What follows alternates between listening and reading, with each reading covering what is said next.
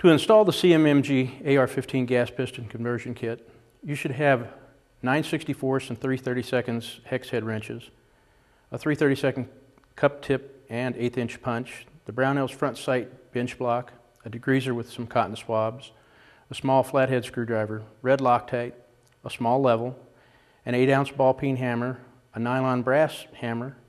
You should also have a bench vise and a set of upper receiver vise blocks or a set of barrel vise jaws. You will need the Brownells combination tool or a 3/4 inch opened-end wrench to remove the muzzle brake flash hider. To make sure the rifle is unloaded, you want to check it. Remove any live ammunition you have in the area. Next, with the bolt closed, separate the two halves of your rifle. Remove the charging handle and bolt carrier from your upper receiver. Now we're going to disassemble the bolt carrier by first removing the firing pin retainer and the firing pin. We'll just use a small tool here to push that out.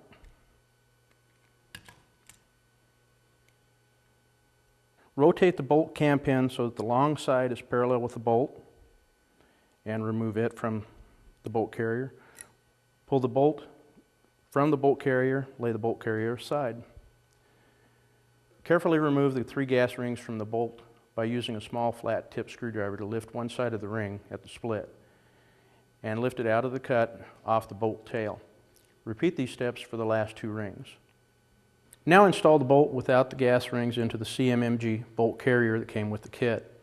Install the cam pin and rotate 1/4 turn so that the long axis is perpendicular to the bolt carrier. Then install the firing pin and retaining pin.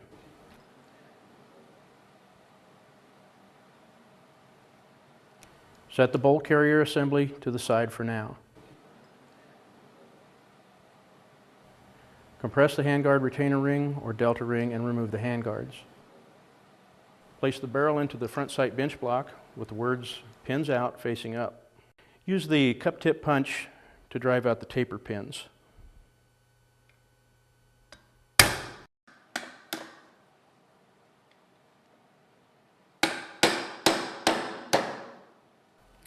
Follow up with the 1/8" punch to make sure they're completely clear. At this point, you should keep your flash hider on the rifle to protect the crown and threads of your barrel. Place your barrel with the muzzle resting on the bench block or a block of wood, and with the nylon head hammer, drive the front sight base towards the muzzle.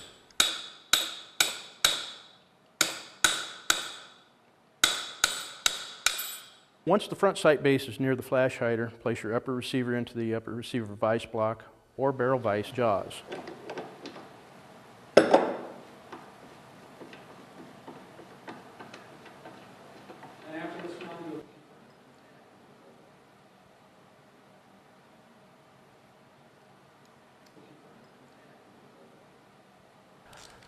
Loosen the 4 cap screws on the gas block and completely remove the 2 set screws from the bottom of the gas block cap. Slide the CMMG handguard cap onto the barrel with the cup side facing the receiver. The handguard cap is 34/1000 inches thick and acts as a spacer to properly locate the gas block. When installing a free float tube, you may leave off the CMMG handguard cap, but make sure to leave the proper amount of space between the barrel step and gas block to ensure proper gas port alignment.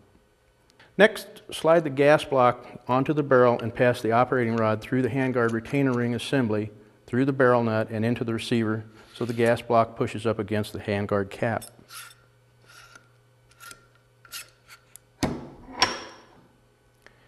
Lightly tighten the 4 cap screws.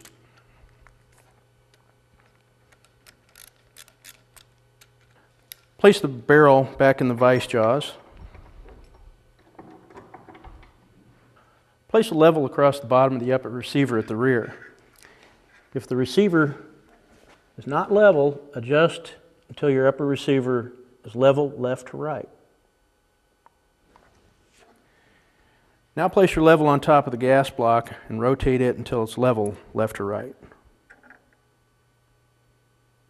If you have an A3 or flat top receiver, you can simply lay the entire receiver on top of your bench upside down and align the gas block and receiver that way. Now you want to firmly tighten 4 cap screws to maintain the alignment of the gas block.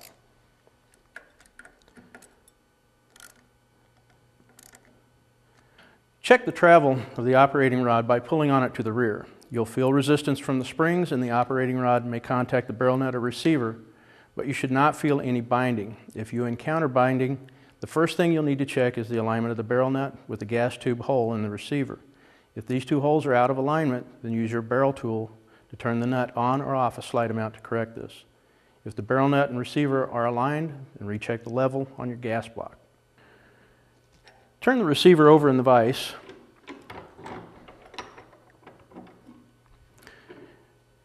And with a cotton swab with the degreaser, clean the threads of the gas block and the set screws.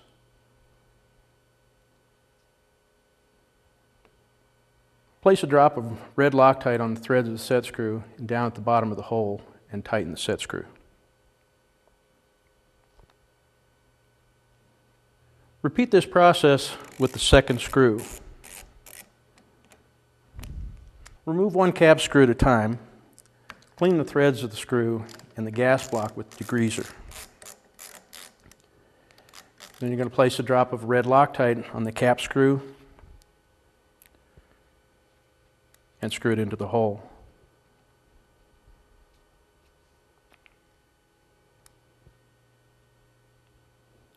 Repeat this process for each cap screw and use an X pattern to ensure an even amount of pressure is being applied to all sides of the gas block. You need to have the same amount of gap between the upper and lower halves of the gas block on the left and right hand sides. Be sure to firmly tighten all screws at this point. Now insert the new carrier and your charging handle back into the upper receiver and lock the carrier in the battery. Pull the operating rod to make sure there is a small amount of travel before the operating rod contacts the bolt carrier. This should be about 30 to 50 thousandths of an inch. Install the upper receiver on the lower receiver.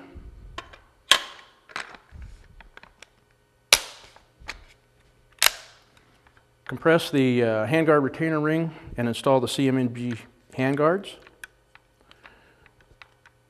The handguard will only install one way. The handguard with the extra cut needs to be positioned on top with the cut aligned to the gas block.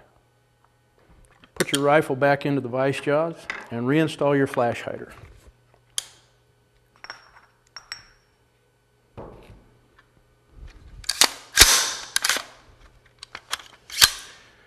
CMMG has an alternate procedure for securing the gas block for heavy use. This is described in the instructions that are provided with the kit.